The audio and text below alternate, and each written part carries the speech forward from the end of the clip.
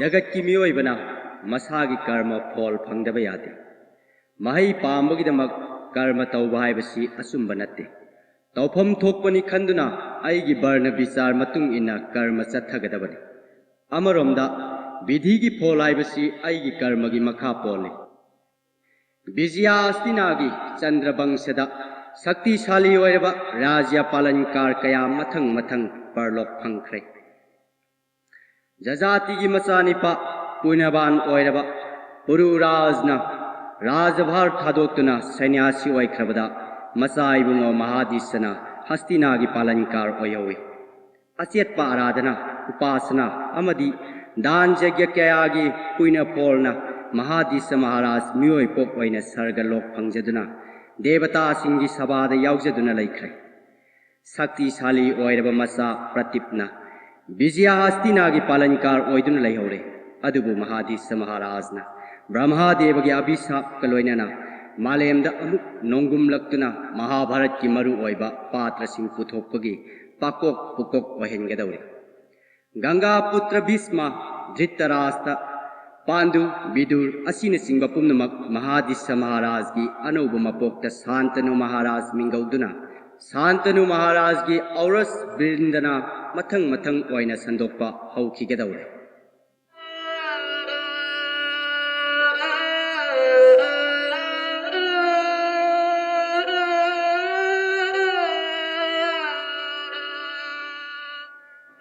हे पिता देव जगत सेंबिरिबा पुनमक की विधाता सेंबिरिबा हे देव कनागुंबा अमगी पिता देवना सेंबिख्रबा नोंगदम असिबु सिंदौ सिंजिन यामक यादे हाइबगी अरिबा वाक्य थंबिब्रा भाग्यवती गंगा कनागुंबा अइन सेमख्रबा विधाता की फोलदो ओंथोप यादे हाइबगी चप चाव अरेप लेते मधुगे अरेप प्रमाण दे सत्य जुक्की मतमदा मपुंसी लोइरबा सत्यवान लोग कुल्लवधूरबी सावित्री की असियत पर साधना आदुना मर्म ओइदुना सत्यवान जमालोदिगे अमुक हंखिबदुनी अमरोमदा हायरगना कनागुंबा की विधाता की फोल हाइबसे मसा मसा सिमजुनी ब्रह्मदेव ऐहाक्ति मकोई मकोई कर्म फल अदुतबु मसक ओइना पुथोकपदनी हे गंगे हे देव वेद पुराण पुनमकी गुरु ओइबिबा प्रभु सेंगलब चोरोन थौजान बिदुना ननाय महादिस सेंगोंदा ताकपियु ननाय ऐहाकी मपोक असे मियोय मपोक ओइना अमुक हन्न मर्तदा पोक्त्रबा हाइबसे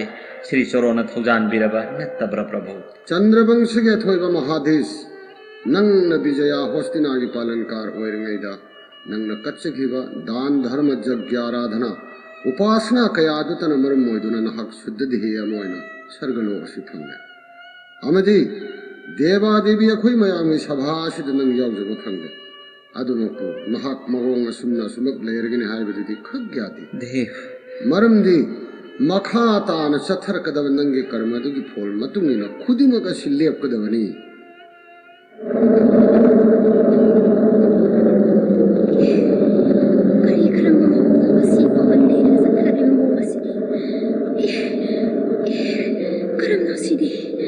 देव सभा ममांग सिदा अइगे अवरोन पुनमक असि हुंदोकी हदौरे कंदौनी सिदे अयाद संखोलब भाग्यवती गंगा लाइरेन बिना करिगुम भाग्यवती गंगा न मर्तगी मियोय बोयन पोकलुगने हारबदि अयाक सुमर्तद अमुक न कुमनग गंगा नंग तबु महादेशैगे सधर्मिनी होयगेको वायुदेव की खंगमद्रब सहुमन इसाद पकलिब फिरोल पुनमक हुंदोकी हदौरे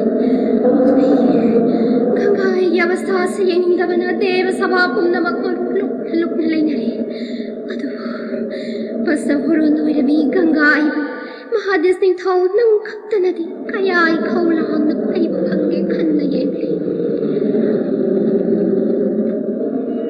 ताऊ भाग्यवती गंगा नसी ब्रह्मादेव की सभा सिद यावर भी लारे बिसिंगसी नंग नथंत नते सर्व की लारे भी कनाम थे चिथद नतिल्लेरिबनी अदुगो पवन देव के कल्लब सौन लारे भी कनागे फिजे दम लेतेंग अमत हुंदो कुंगमदे सुप्न तगी गंगा नंग तगी आभोरन वतमन हुंदोगले नहा लारे भी ओरबसु इरांग पुबी लारे भी ने नंगी इंगित मतुंगिने वायुदेव नंग शिक्षथर पकर्मने नते नते पिता देव असाबु पुनमक नेमथबियो ननाई गंगा पवनेश्वरा अरान वाखल अमत खंजखिदे देवा देवी ओइबसिंगी फजब चरित्र दु मी ओइबन तमजना फलो हेनगदबने अदुदि नत्तना सर्गगी लाइरेमबी ओइबि नंगना मी ओइबगी लमचत चलबदि नंग सुमी ओइबलक त पोगलु बतावनि गंगा देव नहा मपोक मी ओइबो ओइदना नरभोग चाद्र लैरो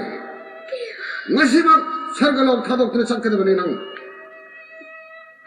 adumappu नंग मियो पोक ओइरबा मतमदा सर्गगी लाइरंबी भाग्यवती गंगा जी रोग गुण अदुमक्ति नसाद लोइनबो ओइजो पिता देव मांग फद्रब नया थंग पुदना गनानाई गंगा मर्तद चचर प्रायचित लोइरबा मतुंग ननाई बो मुंगलो सिंबियु को हे पिता देव चलो महादेश निंथौ देव नंग मुसोइन सेरा पीगनि ngasidi प्रभु ननाय की करम दो श्री सरोंद लंगजखिब लैदुन ननाय बु सेराक पिबिगदब हरे महादेश अदुक चार बनसागे सोइबुदुन सान खंसिनदब करिगिनो भाग्यवती गंगा न बस्त होरोन ओइरब मिकुप अदुदा देव सभापुन मरु लुग्न खांगनखि अदुबु नंगदि नरभाव की वासना अदुमक ओइना काम की चप चाव मियंग गंगा उयेंगरो लेखि देवलोक असिद लेरग नरजीव नोबी के चरित्र चप नंगदि अमुक हन मर्तद सखरो चलो हे प्रभु ननाय न पोगलुगदब मपोक से लैखा तारब पाप की तुंग न फमोरब मपोक हेनबिगदोरिब्र प्रभु खंगो महादेश निंथौ देवा देवी ओइसनो मियोय बसु ओइसनो मान चथगिब कर्म की मही फंगद सुग्याम गयादि अफब कर्म की फोलद अफबोइन फंगनी फत्तब कर्म की फोलद सु फत्तबोइन दु फंगदबनी मतम नमद नंग कच्चगिब दान यज्ञ नंग पांथोक्सगिब उपासना आराधना मयाम पुनमदु की मही नहक सोइदन शक्तिशाली ओरब निंथौ अमा ओइन दुमक पोकनी देव नंगी होरफम सोमवंश चंद्रवंश दुमक्तद नहक अदुमक हंगदबनी नंग मर्ते हेक जौगा मृत्यु हाइबदो फंगदबनी अदुगी तुंगदा नंगी अनौब मियोय पोकदो सोइदन फंगदबनी खंग महादेश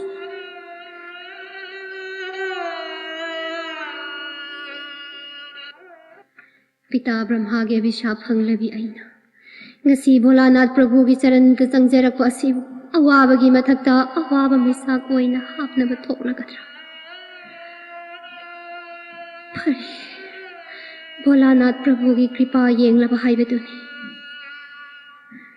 भाग्यवती गंगे प्रभु देवता पुनमकी पिता ओइरबा ब्रह्मा देवना अभिशाप थमख्रबि नंगना पांथोकफम थोकप प्रायचित अदुदि पांथोकलुगे हाइदना करिगिनो सिबाईगी नाक्ता अमुक लागलिबदि गंगे हे त्रिपुरारी त्रिलोचन त्रिनाथ ठाकुर गुराकेश ननाइना मट्टर कुमजद्रिंगै प्रभुगी याथंग अमतंग निजगे लाक्चबनी नंग नाइगोंदा करिसु थोइदोकपा अतै वाफम अमता हाइनिंगाइ लैते खल्ले भाग्यवती पुइनेबती गंगे हाइनरिबी नहाक असे शिवाईगी जतादा हापलगा गोलोक धामदगी पोरकलगा केदार पर्वत की विष्णु सरोंद साइथरगा मानस सरोवर ओइदुना लैबिनी विष्णु सरनामृत ओइबिनी हाइदुना जगत की त्रिथधाम पुम्नमक नंगी नसाद ओइरिबिनी जगत की दान यज्ञ तर्पण नंगी इसेल कनफम ओइबिनी सरस्वती जमुना मंदाकिनी खुदिंगमक नंगतन ओइरिबिनी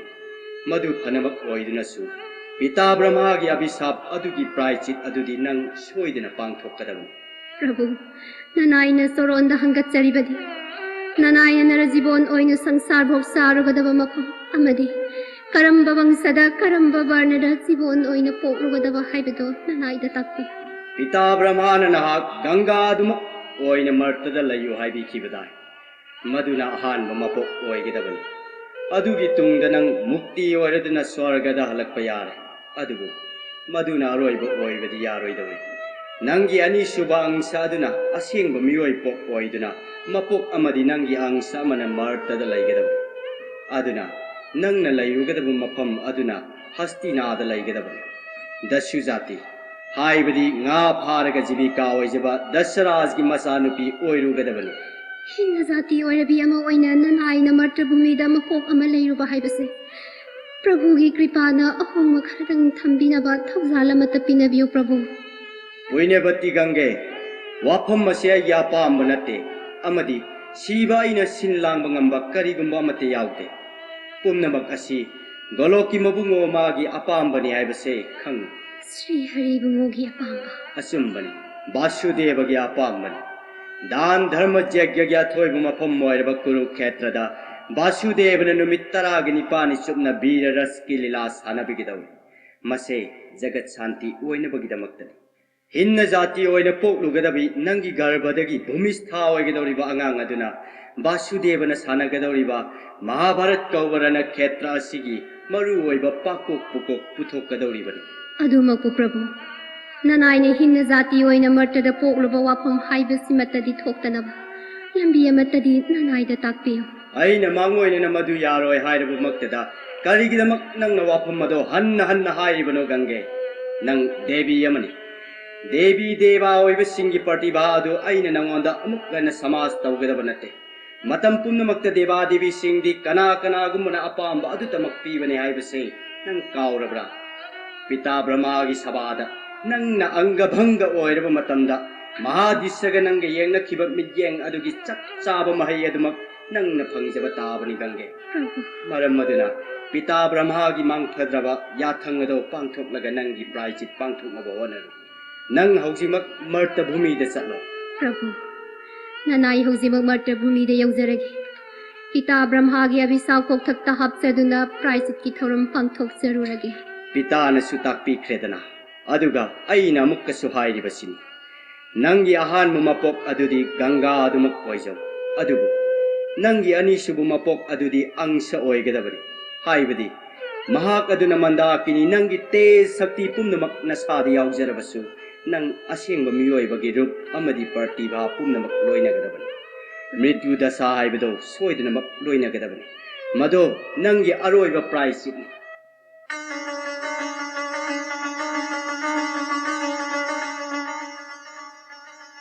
हरि ओम तत्सत हरि ओम तत्सत हरि ओम तत्सत हस्तिनागी प्रदीप महाराज गंगा मपाद लैरिबा बोनसिदा हरि आराधना कचे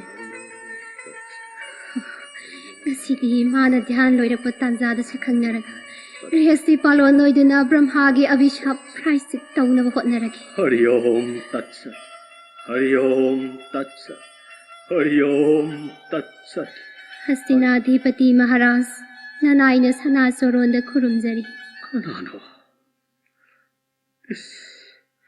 स्वर्गगी लाइरेंबिगुम निंगथिरबी देवी नहा कनानो सूर्यऋषि नारद बिना जंत्र की सूरबु ngamजरबा मीरब खोंजेलना प्रतीत अइगे हरि उपासना कायहंदुना 이망다 쿨라이 따나 레이라바디 하요 낭기 아빠amba 가리노 ꯁꯅꯥꯆꯣꯔꯣꯟꯗ ꯍꯪꯒꯠꯆꯈꯤ Maharaj ngaiko devi 낭기 아빠ambado aingondda khanganjingaygi mamangda 낭기 parisoi hana amukta khanganko devi Maharaj ꯅꯅꯥꯏ ꯑꯩꯍꯥꯛ ꯚꯣꯂꯥꯅꯥꯊ ꯄ꯭ꯔꯚꯨꯅ ꯊꯥꯕꯤꯔꯛꯄꯤ ꯗꯦꯕ ꯀꯩꯅꯥꯅꯤ ꯍꯥꯏꯕꯁꯤꯇ ꯍꯥꯟꯅ ꯈꯪꯕꯤꯈꯣ deva kaina ꯄꯨꯝꯅꯃꯛꯀꯤ ꯃꯃꯥꯡꯗ ꯑꯩꯒꯤ ꯈꯟꯖꯕ ꯑꯁꯤ ꯁꯅꯥꯆꯣꯔꯣꯟꯗ ꯑꯃꯨꯛꯇ ꯍꯪꯒꯠꯆꯈꯤꯒꯦ fare 낭기 아닝ꯕado aingondda singnadana hairo devi Maharaj ꯅꯅꯥꯏ ꯑꯩꯍꯥꯛ ꯀꯅꯥꯒꯨꯝꯕ ꯄꯨꯔꯨꯁ ꯑꯃꯠꯇꯒ ꯒ꯭ꯔꯤꯍꯁꯇꯤ ꯄꯥꯂꯣꯟ ꯑꯣꯏꯖꯗ꯭ꯔꯤ ꯃꯍꯥꯔꯥꯖ ꯁꯅꯥ ꯄꯨꯛꯅꯤꯡꯅ ꯅꯅꯥꯏꯅ ꯍꯪꯒꯠꯆꯔꯤꯕ ꯋꯥꯐꯝ ꯑꯁꯤ ꯊꯥꯖꯕꯤꯔꯕꯗꯤ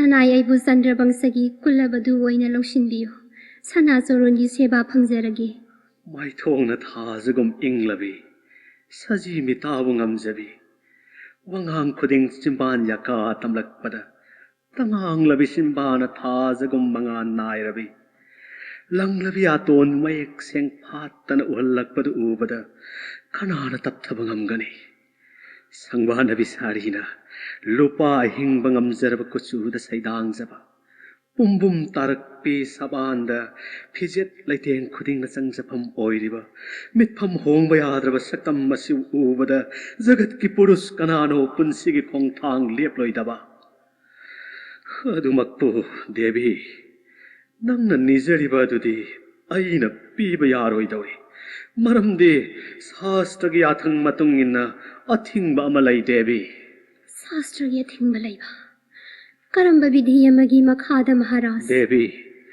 nanga aiga ngasina ahanba sakangnabani numit asimaktada nangna aibu swami ama oirage haiba aningba aduga loinana khu leitana aingonda bhakti kachari adubu nangna aingonda bhakti kachaba matam maduda karigidamak aigi oi thangbo maikaida leiraga bhakti katribano devi nangna aigi yet thangbo maikaida leiraga bhakti katnarabanina nahak ase aigi putra badhu oibi kanagumbi isa imau ama oina bhavana thamgani adugumbi ama oina masing thapam thoklebi amabu rajbhar puri ba aina grihastami bhapta loina batarbadi aigi raijata upadrop thokani nangi apambadu phangdanaba lambi di devi nasamangna semjabani aibu sauganu ꯑꯅꯤꯡꯕ ꯑꯄꯥꯝꯕꯅ ꯋꯥꯈꯜ ꯑꯃꯗ ꯉꯥꯎꯕꯤ ꯑꯣꯏꯈꯤꯗꯨꯅ ꯉꯁꯤꯗꯤ ꯅꯅꯥꯏ ꯑꯩꯍꯥꯛꯅ ꯁꯥꯁꯇ꯭ꯔ ꯕꯤꯙꯤ ꯀꯔꯤ ꯑꯃꯠꯇ ꯕꯤꯆꯥꯔ ꯊꯝꯗꯅ ꯁꯅꯥꯆꯣꯔꯣꯟꯗ ꯆꯪꯖꯔꯨꯕꯅ ꯅꯤꯡꯖꯕ ꯄꯨꯝꯕ ꯃꯍꯩ ꯌꯥꯟꯖꯕ ꯉꯝꯖꯗ꯭ꯔꯦ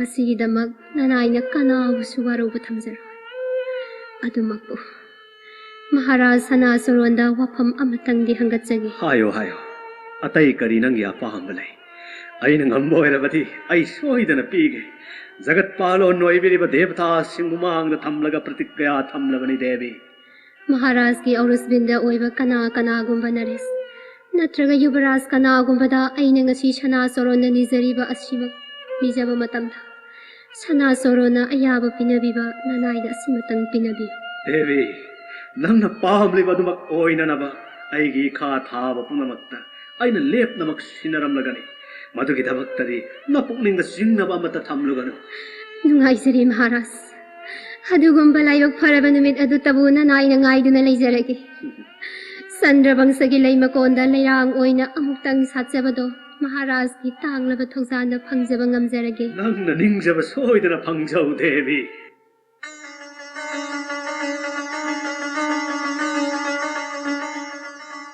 karino hujik laglambi devi adu tasengba deva kainani tana aigi mityengi mangdagi kadomda chatkibage haiba aidi kari mata kanghaudredana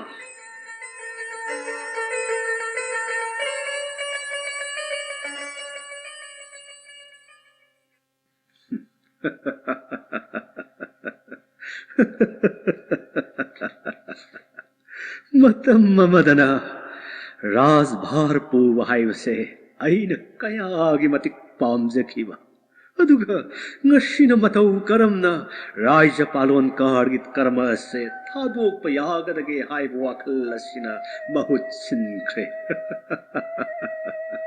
martalokasida poklarbai khoigi khwaidagi nungaiba amadi thamoida santi phangnaba thoramdi hari upasana kachaba haibu sitna oiramne मसिमक्ना ꯑꯩꯒꯤ ꯏꯆꯥꯅꯤꯄꯥ ꯑꯍꯟ ꯗꯦꯕꯥꯛꯄꯤꯅ ꯔꯥꯖꯚꯣꯛ ꯆꯥꯕꯒꯤ ꯑꯄꯥꯝꯕ ꯑꯃꯠꯇ ꯌꯥꯎꯗꯅ ꯁꯩꯅꯥꯁꯤ ꯑꯣꯏꯈꯤꯕꯅꯤ꯫ पाबुंग महाराज सना चोरोंद नचान भक्ति कच्चरी नचाबु करम सना याथंग पांगथोक जनब कौबीबो ओइरब लाओ शांतनु इपागी नाक तसंगला इपागी नाक सिदा फमुसे इपान नंग कौबुगी मरम पुनमक मथंग मथंग हाइगे ताकपियु पाबुंग महाराज तेत्राजुक की मतमदा प्रतिष्ठी कौब जैगा से अथोइब ब्राह्मण ऋषि सिंह कौब महाक्तन है अदुगुंबा जैगा दुगी महैना दशरथ नमसा निपा मरी फंगदन खोकन पांगन बाइबदो ओइके हौजिक द्वापुर मतम मसिददी पुत्रेष्टि कौब जैगा से महामुनि परासुर नतन कना अमत्तन हैते महामुनि ने पागिदमक पुत्रेष्टि कौब जैगा दो पांगथोक पीदना नकोई नचिननाव अहुम इपार फंगजबने अदुबु नयाम अहन देवापीन सैन्यासी ओइक्रे नयाम याम बालहिक असीसु राज्य पालोनगी अपाम अमट्टमगी वाखल लैते मरम मदुना इपान नंगोंद सिंहासन से सिनरगे खल्ले पाबुंग महाराज न नचाबु सानबीबा सनायाथंग ताजबदा नचा शांतनुना सर्ग खुदन फंगबगुम नुंगाइजरे शांतनु अदुमकु हुजिक ओइरिबा फिबम मसिदा राज सिंहासन सिकी उत्तराधिकार अदुमक्ति यामुंग याइमा बालहिकना ओइफम थोकप्रा नचाना खंजे शांतनु यामुंग याइमगी सना पुंगनिंग यायाबा मा याउना पाबुंग महाराज न मखा चथबिबा नत्रगदि विजया होस्तिना से करिसु नत्तबदा शांति मांगदर खंजे मसिगी सुमथक्ता राज दरबार की अंगम मथौ मयाम की अनिंगबा अपाम्बा दुसु खरदंग खंगदोकपना चुंगदर खंजै न साधु साधु साधु साधु इसागी वाही ताबदे पानुआइरे नंग खल्लिबदो शास्त्रीय ओइरब असुम्ब प्रस्थाने थक्सी कासी ngaktब हाइबो वाफम मसिसु जगत अशांति पुरकनबगी चाउरब मरम अमने अदुगी सुमथक्ता राज्य पालोनकारमनि हाइदुना मान अनिंगबा पाम अदु तमक सत्थगनि खन्ब तसेंग सुमदे राजभार पोमिन्नरि बंगम मथौ मयाम गनिंग थीन तानादुना थौरम पुनमक पांगथोक मिनगदबने ngasi ipana nangonda hairiba sesu raj darbar puriba maru oibangam mathau singi wakal yaurabani ipagi bungo Phagni पाबुंग महाराज सना पुंगनिंग फगनी खंदना नचादा पिनबिबा सना याथंग मसाना पांगथोक सके चंद्रवंश की परंपरा ngang थौरम पुनमक चथजगन हाइंगसे संधि प्रकाश के अमिट जोग लैब फ्योल येंगदुना नंगी राज अभिषेक पांगथोक नबगिदमक अधिभास सत्थब हौरगनी मथंग नमित की प्रातकाल इच्छागी कोक्त राज मुकुतन लैतेंग ओइरगनी विजया होस्तिना राज्य मंगागी मराई भक नंगी नकुत सिनरबने इपागी शांतनु पाबुंग महाराज चंद्रवंश हाइबसे भारत भूमि की लेमजन फम ओइरब राज वंशने खक्काउगने भारत भूमि की खुकन पांगल्लब भोज ऋषिनी अंधक जादू लैरिब पुनमक से चंद्रवंश इखोइगी तत्न थान यादरब संबंधी प्रयोजन ngaktane हाइबसे काउदना थबक थौरम पुनमक नहागना सत्थगदबनी शांतनु पाबुंग महाराज सना चोरोन कृपा पिनबिरबदी धर्म अर्थ शास्त्र पाबुंग महाराज न पांगद्रब नचादा ताकपि तंबिब पुनमक कायदना चच्चब ngamjai चंद्रवंश की चिंगलेमलब परंपरा पुनमक ngang चच्चब ngamba नचादा बोर पिन लेप नमक ngamboy जो इपागी शांतनु ngamboyo इपान ताकदव शास्त्र अमना लैबा किनिंग थौना तयांग तसोइना बाइक्या मै पाक हेत पांगथोक पयादे करिगुंबा हाइदोक्खब वाफम मदो ngakpa ngamdaba tarabadi खुदक राज शक्ति थादोक्तुना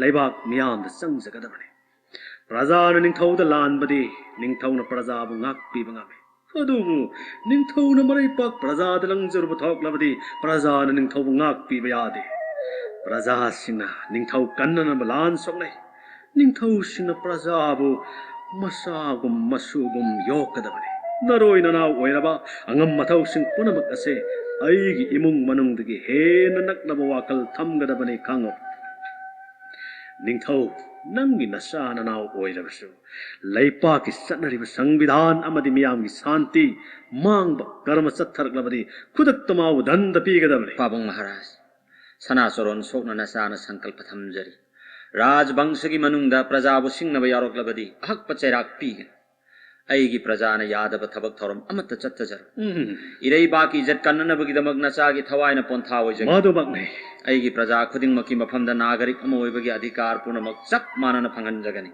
पुनमक अशिगलोइनना कावरोइदब शास्त्र अमा इपाना नगोंदा ताकलम करिगुम्बा मतमदा असोनबा कांगबुना मनिंग मखा तंबा हाइबसे खक ओइथोकपा यादे असोनबा हाइबसे कनानो नंग मसक खंगलबरा नचादी खंगजदे पाबुंग महाराज तंगाई फदन संगदब Yadav पसंग पुथोक्चब ngamdrab mahak ado asonbane mahak adudi matam punamak mipan tangduna talaigani adugumba mahakna karamna maning tamba phangani hingnabagida chananaba chinja irei pak ngaksanaba matik chaba lanmi प्रजामयाम पुनमकी हिंगबद संगदब याद्रब पोचंग Harib पोथोक पोलमसे अईगी Irai पाक पुथोक पंगमद्रबदी करमन निंगतमन लेबाक ngak पंगमगनी मधुबुनी अईन असोनबा हारिबसे पाबुंग महाराज अदुगा वाफम अमना मियोइब हाइबसे मिसम ओइसनु निंगथौ ओइसनु वर्ण पिसारगी मनुंग पुंसीगी ओइब थौरम पुनमक सत्थगदबने मदो नहक मयेक सेंगना खंगलब्रा सांतनु मयेक सेंगना नचादा ताकपीदुना पुंगनिंग यमम्मा कोखनबियु पाबुंग महाराज देवा देवी सिंगदी सोक्थब सोनथब नाइदे मृत्यु दशा हाइबदु लैते अखोई मियोइना पोकपा हाइबसिदि मदु नते मियोइबदि हिंगननबगिदमक चिंजाकि मपान तांगने चिंजाक फंगलबसु फंगना मतम मतमगी मतुंगिना सोनथले मरमदि अखोइगी हक्सांग असे शुद्ध देह हाइबदु ओइदे मरम मसिना मियोइबसिंगना वर्ण विसार मनुंग लैगदबने मिरोन ताद्रिबा ngangi punsi hek wang malanbada ihei tamba ipangan kallingad iran tanba adugi mathangda punama thadoktuna bon prasta oiduna isor thiba asumna tangkak naina punsi lambi ase satkadabane maramaduna nangi raj abhishek hek loibuga ipahadi satta singada sainas oiduna leiragadabani santanu पाबुंग महाराज मसिदी प्रतिभा से चंद्रवंश की प्रतिभा ने खंग इबिथौ सिंगना चटनबिरंबा परंपरा ngang सत्त सिंगदा palm नुमित लेंबियु पाबुंग महाराज की सेवा खुदिंगमक वातनबा नचाना होटनजगे ngamba makai toina पाबुंग महाराज सनाचोरन खुरमजबा नचाना सत्त सिंगदा लाक्सगे इपान वाफम ममग section न हायरमगे महामुनि पराशुरन ताकपिरंबा मतुंगिन इपान नंगी विवाह कर्म पांगथोकलमद्रे मसीगी मरमद कनान खंगदब नुंगी इसियल इपा आइगे ताव ताकपियु पाबुंग महाराज गंगा नदी मपान विश्वनाथ प्रभुगी खुबम लैरिबदुगी अवांग थंगबद लैरिब टपबोन अदुगी मयाइद इपान हेक हेक हरि उपासना कथमदु नंग खंगिदना खंगजरे पाबुंग महाराज नोंग माइना उफम मदुद हरि उपासना कत्तिंगैदा कनागुंबी देवी यमा इपागी नाकता लागलामे महाकदो भोलानाथ प्रभु की कृपा फंगजरबी ओइगनी खल्ले महाकदो की लाखफम हनखिफम इपान खंगौद्रे अदुगा खंगबसु ngamhौद्रे जोगिनी ओइबी अमरा पाबुंग महाराज नत्ते महाकदो देव कैन्या अमनि हाइना खल्ले महाकदो इशम संबी अमदि नत्रे थोइदोक हेंदोक शक्ति खरदि मसाद लोइनरबी देवी अमनि हाइबसे अइना मुन्न खंगबंगमके मान अइंगोंदा महाक मसामुक चंद्रवंशगी कुल्लबधु ओइजगे हाइना थमोइ सेंगना निजकी अदुबो मान अइगी नाक्ता चंगलक्किबा मतमदा पुत्रवधु नत्रगा मातृवधु ओइबा मओंगदा चंगलक्किबा मरमना मागी अपांबदो अइना पीखिदे अदुमक्पु मतम साबा मतम ममदा नंगना निजरिबदो फंगजौ हाइबा वाक्य इपाना पिरंबने करिगुंबा मफम मदुदा देवी अदु उनब ठोकलबदी मागी अपांबदो शांतनु नहावना सोइदना फंगनबियो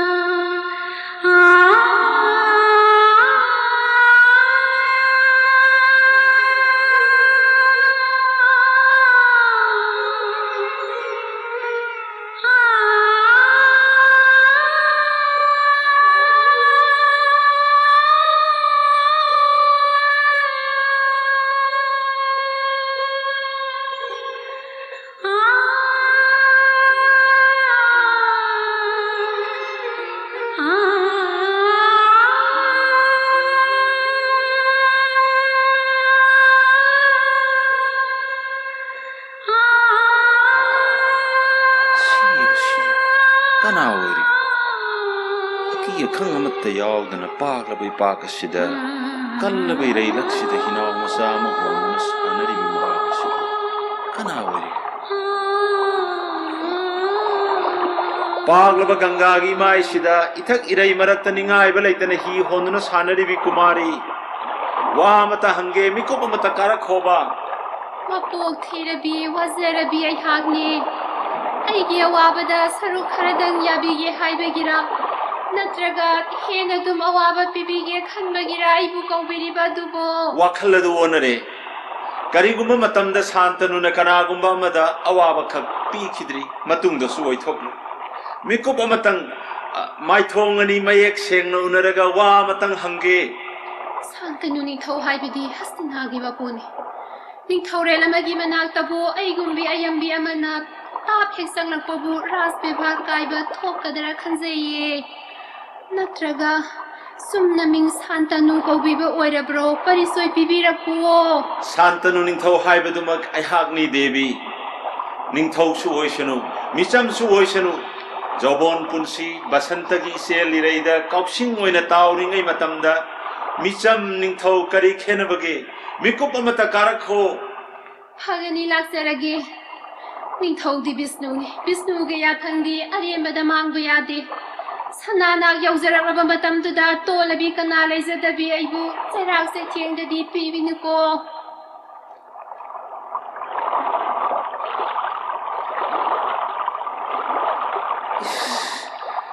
ꯁꯛꯇꯝ ꯑꯁꯤꯗꯤ, ꯑꯣ, ꯄꯥꯕꯨꯡ ꯃꯍꯥꯔꯥꯖꯅ ꯅꯣꯡꯃ ꯇꯥꯛꯄꯤꯈꯤꯕꯗꯣ ꯃꯍꯥꯛ ꯑꯁꯤ ꯑꯣꯏꯕ ꯇꯥꯏ. ꯂꯥꯎ, ꯀꯪꯐꯥꯟꯗ ꯀꯥꯔꯛꯎ. ꯅꯪ ꯑꯩꯕꯨ ꯑꯗꯨꯛ ꯆꯤꯡꯅꯕ ꯀꯔꯤꯒꯤꯅꯣ? ꯁꯅꯥꯆꯣꯔꯣꯟꯗ ꯚꯛꯇꯤ ꯀꯠꯆꯔꯤ. ꯀꯔꯝꯕ ꯁꯅꯥ ꯌꯥꯊꯪ ꯅꯅꯥꯏ ꯇꯣꯜꯂꯕꯤꯗ ꯇꯥꯛꯄꯤꯒꯗꯕ ꯃꯍꯥꯔꯥꯖ? ꯆꯪꯈꯣꯜꯂꯕꯤ ꯅꯍꯥꯛꯅ ꯀꯔꯤꯒꯤ ꯇꯣꯜꯂꯕꯤ ꯍꯥꯏꯗꯨꯅ ꯅꯁꯥꯕꯨ ꯅꯁꯥꯅ ꯊꯥꯖꯗꯕ ꯎꯠꯂꯤꯕꯅꯣ ꯁꯈꯦꯟ? ꯑꯩꯅ ꯅꯪꯇꯕꯨ ꯉꯥꯏꯔꯛꯄꯁꯤ ꯃꯇꯝ ꯀꯌꯥ ꯍꯧꯈ꯭ꯔꯕ. ꯑꯗꯨꯕꯨ ꯂꯣꯔꯤꯕꯗꯤ ꯑꯩꯅ ꯉꯥꯏꯔꯤꯕꯤ ꯅꯍꯥꯛꯁꯦ ꯀꯅꯥꯅꯣ ꯍꯥꯏꯕ ꯑꯔꯦꯞꯄꯗꯤ ꯑꯩꯁꯨ ꯈꯪꯕ ꯉꯝꯗ꯭ꯔꯤꯕꯅꯤ. ꯑꯩꯒꯤ ꯄꯔꯤꯆꯣꯏ ꯈꯪꯕꯤꯔꯒ ꯃꯍꯥꯔꯥꯖꯀꯤ ꯀꯔꯤꯕꯨ ꯇꯣꯡꯖꯕ? ꯑꯗꯨꯒ ꯑꯌꯝꯕꯤ ꯑꯩꯍꯥꯛꯄꯨ ꯃꯇꯝ ꯀꯨꯏꯅ ꯉꯥꯏꯕꯤꯔꯛꯄꯅ ꯀꯔꯤꯒꯤ? ꯃꯇꯝ ꯀꯨꯏꯅ ꯉꯥꯏꯕꯤꯔꯛꯄꯒꯤ ꯈꯨꯗꯝꯅ ꯀꯔꯤ ꯑꯣꯏꯔꯕꯅꯣ ꯃꯍꯥꯔꯥꯖ? ꯅꯍꯥꯛ ꯑꯁꯦ ꯄꯥꯕꯨꯡ ꯃꯍꯥꯔꯥꯖꯅ ꯈꯣꯏꯗꯥꯅ ꯇꯥꯛꯄꯤꯔꯝꯕꯤ ꯑꯃꯅꯤ. ꯑꯩꯅ ꯅꯪꯕꯨ ꯃꯇꯝ ꯀꯨꯏꯅ ꯉꯥꯏꯔꯛꯂꯦ ꯍꯥꯏꯕꯗꯤ ꯃꯁꯤꯒꯤ ꯈꯨꯗꯝ ꯏꯈꯧ ꯂꯥꯡꯂꯕ ꯃꯤꯠꯌꯦꯡꯅ ꯇꯞꯊꯗꯅ ꯅꯪꯕꯨ ꯌꯦꯡꯂꯤꯕ ꯑꯁꯤ. ꯑꯩꯅ ꯅꯪꯕꯨ ꯃꯇꯝ ꯀꯨꯏꯅ ꯉꯥꯏꯔꯛꯄꯒꯤ ꯃꯔꯝꯗꯤ ꯍꯧꯖꯤꯛꯃꯛ ꯍꯥꯡꯗꯨꯅ ꯂꯩꯔꯤꯕ ꯍꯣꯁꯇꯤꯅꯥꯒꯤ ꯃꯍꯥꯔꯥꯅꯤꯒꯤ ꯐꯝꯐꯝ ꯑꯁꯤꯒꯤ ꯃꯄꯨ ꯑꯣꯏꯍꯟꯒꯦ ꯍꯥꯏꯕꯒꯤꯅꯤ ꯗꯦꯕꯤ. ꯇꯥꯛꯄꯤꯔꯤꯕ ꯁꯅꯥ ꯌꯥꯊꯪ ꯑꯗꯨꯕꯨ ꯅꯅꯥꯏꯒꯤ ꯃꯪꯂꯥꯟꯗ ꯁꯅꯔꯤꯛ ꯄꯔꯦꯡ ꯁꯤꯕꯤꯕ ꯑꯣꯏꯔꯕ꯭ꯔꯥ? ꯅꯠꯇ꯭ꯔꯒ ꯂꯦꯞꯈ꯭ꯔꯕ ꯁꯅꯥ ꯄꯨꯛꯅꯤꯡꯒꯤ ꯑꯍꯛꯄ ꯁꯅꯥ ꯌꯥꯊꯪ ꯑꯣꯏꯕꯤꯔꯕ꯭ꯔꯥ? ꯃꯤꯀꯨꯞ ꯑꯃꯒꯤ ꯃꯪꯂꯥꯟꯅ ꯄꯨꯟꯁꯤ ꯆꯨꯞꯄ ꯑꯁꯤ ꯃꯁꯥ ꯀꯛꯂꯕꯤ ꯆꯦꯛꯂꯥꯒꯨꯝ ꯄꯣꯟꯅ ꯊꯣꯏꯅ ꯈꯥꯡꯍꯟꯒꯦ ꯈꯟꯕꯤꯔꯤꯕ꯭ꯔꯥ? ꯍꯣꯁꯇꯤꯅꯥꯒꯤ ꯅꯤꯡꯊꯧ ꯁꯥꯟꯇꯅꯨꯗꯤ ꯀꯔꯤꯒꯨꯝꯕ ꯃꯇꯝꯗ ꯑꯣꯏꯗꯕ ꯋꯥ ꯉꯥꯡꯈꯤꯗ꯭ꯔꯤ ꯍꯥꯏꯕꯁꯦ ꯅꯪ ꯏꯇꯥꯃꯛ ꯇꯥꯈꯤꯗ꯭ꯔꯤꯕ꯭ꯔꯥ? ꯇꯦꯜꯂꯕ ꯄꯨꯟꯁꯤꯒꯤ ꯄꯨꯡꯖꯥ ꯑꯁꯤꯗ ꯃꯤꯅꯝꯕ ꯑꯣꯏꯗꯕ ꯋꯥꯐꯝꯗ ꯑꯔꯦꯝꯕꯗ ꯃꯇꯝ ꯍꯧꯍꯟꯕꯕꯨ ꯀꯔꯤ ꯇꯣꯡꯖꯕ ꯂꯩꯒꯅꯤ? ꯂꯥꯎ, ꯆꯠꯂꯁꯤ. ꯍꯣꯁꯇꯤꯅꯥ ꯀꯣꯅꯨꯡ ꯌꯧꯔꯁꯤ. ꯄꯨꯟꯁꯤꯒꯤ ꯀꯔꯝꯕ ꯄꯨꯡꯖꯥꯗ ꯃꯍꯥꯔꯥꯖ ꯁꯅꯥꯆꯣꯔꯣꯟ ꯈꯨꯔꯨꯝꯕ ꯐꯪꯖꯒꯗꯒꯦ ꯈꯟꯖꯕꯇꯅ ꯄꯨꯛꯅꯤꯡ ꯋꯥꯈꯜ ꯑꯣꯏꯖꯗꯨꯅ ꯋꯥꯅ ꯉꯥꯏꯖꯔꯛꯂꯤꯕꯤ ꯅꯅꯥꯏ ꯑꯩꯅꯤ ꯍꯥꯏꯕꯁꯤꯗꯤ ꯁꯅꯥ ꯄꯨꯛꯅꯤꯡꯅ ꯈꯪꯕꯤꯔꯝꯂꯣꯏ. ꯅꯪꯁꯨ ꯃꯇꯝ ꯀꯨꯏꯅ ꯑꯩꯇꯕꯨ ꯉꯥꯏꯗꯨꯅ ꯂꯩꯔꯝꯂꯤꯕ. ꯑꯗꯨꯗꯤ ꯂꯥꯛꯑꯣ, ꯑꯩꯒꯤ ꯁꯥꯗꯣꯡ ꯑꯁꯤꯗ ꯀꯥꯈꯠꯂꯣ. ꯍꯣꯁꯇꯤꯅꯥ ꯀꯣꯅꯨꯡ ꯌꯧꯔꯁꯤ. ꯁꯅꯥ ꯄꯨꯛꯅꯤꯡ ꯑꯃꯨꯛꯇꯗꯤ ꯍꯟꯊꯅ ꯈꯟꯊꯕꯤꯈꯣ ꯃꯍꯥꯔꯥꯖ. ꯑꯩꯒꯨꯝꯕꯤ ꯑꯌꯝꯕꯤ ꯑꯃꯅ ꯃꯩ ꯊꯣꯛꯂꯕ ꯆꯟꯗ꯭ꯔꯕꯪꯁꯒꯤ ꯂꯩ ꯃꯀꯣꯟꯗ ꯇꯤꯜꯂꯨꯕ ꯍꯥꯏꯕꯁꯦ ꯅꯤꯡꯊꯧ ꯏꯃꯥꯟꯅꯕ ꯇꯤꯟꯅꯔꯛꯄꯗ ꯁꯅꯥ ꯃꯥꯏꯊꯣꯡ ꯃꯛꯁꯤꯟꯕ ꯇꯥꯗꯨꯅ ꯇꯣꯛꯂꯔꯣꯏꯗ꯭ꯔꯥ ꯈꯟꯊꯕꯤꯈꯣ. ꯂꯩꯈꯣꯝ ꯂꯩꯅꯥꯡ ꯃꯔꯛꯇ ꯁꯥꯠꯂꯝꯕꯤ ꯊꯝꯕꯥꯜꯕꯨ ꯍꯦꯛꯂꯒ ꯁ꯭ꯔꯤ ꯍꯔꯤꯒꯤ ꯆꯣꯔꯣꯟꯗ ꯀꯠꯂꯨꯕ, ꯇꯤꯡꯈꯪꯂꯛꯇꯒꯤ ꯅꯥꯒ ꯀꯤꯁꯣꯔ ꯍꯦꯛꯂꯒ ꯕꯅꯣꯃꯂꯥ ꯂꯦꯡꯕꯗ ꯂꯩꯆꯟ ꯁꯦꯝꯕ, ꯃꯣꯡꯁꯣꯡꯗ ꯇꯥꯗꯨꯅ ꯂꯩꯔꯝꯕ ꯍꯤꯔꯥ ꯃꯅꯤ ꯃꯨꯛꯇꯥꯕꯨ ꯈꯨꯟꯗꯨꯅ ꯄꯨꯔꯛꯄ ꯑꯔꯥꯟꯕ ꯊꯕꯛꯅꯤ ꯍꯥꯏꯕꯁꯦ ꯀꯅꯥꯅ ꯍꯥꯏꯅꯤ? ꯍꯛꯂꯕ ꯁꯅꯥ ꯌꯥꯊꯪ ꯏꯀꯣꯛ ꯊꯛꯇ ꯍꯥꯞꯀꯠꯆꯔꯒꯦ. ꯉꯁꯤ ꯀꯧꯕ ꯂꯥꯏꯕꯛ ꯐꯔꯕ ꯅꯨꯃꯤꯠ ꯑꯁꯤꯗꯒꯤ ꯁꯅꯥ ꯆꯣꯔꯣꯟ ꯁꯦꯕꯥ ꯐꯪꯖꯔꯒꯦ. ꯁꯅꯥ ꯄꯨꯛꯅꯤꯡꯗ ꯚꯒꯋꯥꯟ ꯁꯤꯕꯕꯨ ꯌꯦꯡꯗꯨꯅ ꯇꯁꯦꯡꯅꯃꯛ ꯂꯦꯞꯄꯤꯔꯕ ꯁꯅꯥ ꯌꯥꯊꯪ ꯑꯣꯏꯔꯕꯗꯤ ꯅꯅꯥꯏꯅ ꯋꯥꯐꯝ ꯑꯃꯇꯪ ꯍꯪꯒꯠꯆꯈꯤꯒꯦ ꯃꯍꯥꯔꯥꯖ. ꯆꯤꯡꯅꯒꯅꯨ. ꯍꯪꯅꯤꯡꯕ ꯀꯔꯤꯅꯣ ꯍꯪꯉꯨ, ꯍꯥꯏꯅꯤꯡꯕ ꯀꯔꯤꯅꯣ ꯍꯥꯏꯔꯣ. ꯀꯔꯤ ꯄꯥꯝꯃꯤ ꯑꯩꯉꯣꯟꯗꯒꯤ ꯑꯄꯥꯝꯕ ꯈꯨꯗꯤꯡꯃꯛ ꯄꯤꯒꯅꯤ. ꯁꯅꯥ ꯂꯨꯄꯥ ꯍꯤꯔꯥ ꯃꯅꯤ ꯃꯨꯛꯇ ꯑꯄꯥꯝꯕ ꯀꯔꯤꯁꯨ ꯅꯅꯥꯏꯗ ꯂꯩꯖꯗꯦ. ꯅꯅꯥꯏꯅ ꯄꯥꯝꯖꯕꯗꯤ ꯁꯅꯥ ꯌꯥꯊꯪꯅ ꯄꯤꯅꯕꯤꯕ ꯄ꯭ꯔꯇꯤꯒ꯭ꯌꯥ ꯑꯃꯇꯪ ꯄꯥꯝꯖꯩ꯫ ꯍꯥꯏꯌꯨ ꯀꯔꯤ ꯀꯔꯝꯕ ꯁꯔꯇꯅꯣ ꯅꯪꯅ ꯑꯩꯉꯣꯟꯗꯒꯤ ꯄꯥꯝꯂꯤꯕꯁꯤ? ꯃꯍꯥꯔꯥꯖ, ꯁꯅꯥ ꯆꯣꯔꯣꯟ ꯁꯦꯕꯥ ꯐꯪꯖꯗꯨꯅ ꯂꯩꯔꯛꯖꯔꯛꯂꯕ ꯃꯇꯝꯗꯨꯗ ꯅꯅꯥꯏꯅ ꯆꯠꯊꯖꯔꯛꯄ ꯊꯧꯔꯝꯗ ꯁꯅꯥ ꯌꯥꯊꯪꯅ ꯑꯄꯟꯕ ꯑꯃꯠꯇ ꯄꯤꯕꯤꯗꯕ, ꯅꯅꯥꯏꯅ ꯆꯠꯊꯖꯕ ꯊꯧꯔꯝꯗ ꯃꯍꯥꯔꯥꯖꯀꯤ ꯑꯍꯛꯄ ꯁꯅꯥ ꯌꯥꯊꯪꯅ ꯑꯄꯟꯕ ꯄꯤꯕꯤꯔꯛꯄ ꯊꯣꯛꯂꯕꯗꯤ ꯑꯗꯨꯒꯨꯝꯕ ꯅꯨꯃꯤꯠ ꯑꯗꯨꯃꯛꯇꯗ ꯁꯅꯥ ꯆꯣꯔꯣꯟ ꯊꯥꯗꯣꯛꯆꯕ ꯁꯅꯥ ꯄꯨꯛꯅꯤꯡꯗ ꯌꯥꯕꯤꯔꯗ꯭ꯔ ꯃꯍꯥꯔꯥꯖ? ꯑꯁꯨꯛ ꯆꯪꯈꯣꯜꯂꯕꯤ ꯅꯪꯅ ꯆꯠꯊꯔꯛꯄ ꯊꯧꯔꯝꯕꯨ ꯀꯔꯤꯒꯤ ꯑꯩꯅ ꯑꯄꯟꯕ ꯌꯦꯠꯄ ꯄꯤꯒꯅꯤ? ꯃꯍꯥꯔꯥꯅꯤ ꯍꯥꯏꯕꯁꯤꯗꯤ ꯄ꯭ꯔꯖꯥꯒꯤ ꯃꯃꯥꯅꯤ. ꯃꯃꯥ ꯑꯣꯏꯕꯤ ꯅꯪꯅꯕꯨ ꯂꯩꯕꯥꯛ ꯄ꯭ꯔꯖꯥꯒꯤ ꯑꯃꯥꯡꯕ ꯊꯧꯔꯝ ꯆꯠꯊꯔꯛꯄ ꯈꯛ ꯑꯣꯏꯊꯣꯛꯂꯤ. ꯗꯦꯕ ꯖꯣꯒꯦꯁꯣꯔ ꯄ꯭ꯔꯚꯨꯒꯤ ꯆꯣꯔꯣꯅ ꯈꯪꯕꯤꯁꯅꯨ, ꯅꯪꯅ ꯍꯥꯏꯕꯗꯨꯃꯛ ꯁꯥꯟꯇꯅꯨ ꯑꯣꯏꯅ ꯌꯥꯔꯕꯅꯤ. ꯅꯨꯡꯉꯥꯏꯖꯔꯤ ꯃꯍꯥꯔꯥꯖ. ꯇꯣꯜꯂꯕꯤ ꯅꯅꯥꯏꯒꯤ ꯄꯨꯟꯁꯤꯁꯦ ꯃꯄꯣꯛ ꯃꯍꯩ ꯌꯥꯜꯂꯦ ꯈꯟꯖꯔꯒꯦ. ꯚꯥꯔꯠ ꯚꯨꯃꯤꯒꯤ ꯔꯥꯖꯀꯨꯃꯥꯔꯤ ꯀꯌꯥꯅ ꯃꯤꯍꯧꯅꯐꯝ ꯃꯤꯇꯥꯅꯐꯝ ꯑꯣꯏꯔꯕ ꯃꯍꯥꯔꯥꯖ ꯁꯅꯥ ꯆꯣꯔꯣꯟ ꯉꯁꯤꯗꯒꯤ ꯅꯅꯥꯏꯅ ꯁꯦꯕꯥ ꯐꯪꯖꯔꯒꯦ ꯃꯍꯥꯔꯥꯖ. ꯂꯥꯛꯑꯣ ꯆꯠꯂꯁꯤ. ꯑꯩꯒꯤ ꯁꯥꯗꯣꯡ ꯊꯛꯁꯤꯗ ꯀꯥꯈꯠꯂꯣ. ꯃꯍꯥꯔꯥꯖ.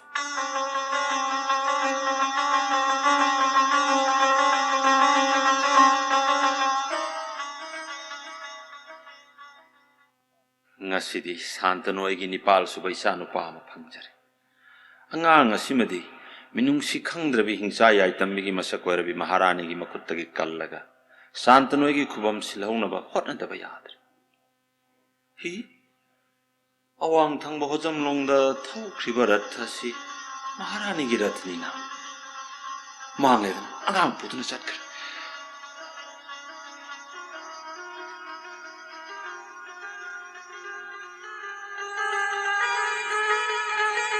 ꯃꯍꯥꯔꯥꯅꯤ, ꯃꯍꯥꯔꯥꯅꯤ, ꯑꯩꯕꯨ ꯉꯥꯏꯔꯝꯈꯣ.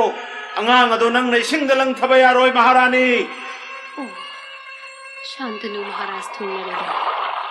ꯃꯍꯥꯔꯥꯅꯤ, ꯁꯅꯥ ꯆꯣꯔꯣꯟꯗ ꯚꯛꯇꯤ ꯀꯠꯆꯔꯤ. ꯀꯔꯤ ꯁꯅꯥ ꯌꯥꯊꯪ ꯇꯥꯛꯄꯤꯒꯗꯕ? ꯃꯍꯥꯔꯥꯅꯤ, ꯍꯥꯏꯌꯨ.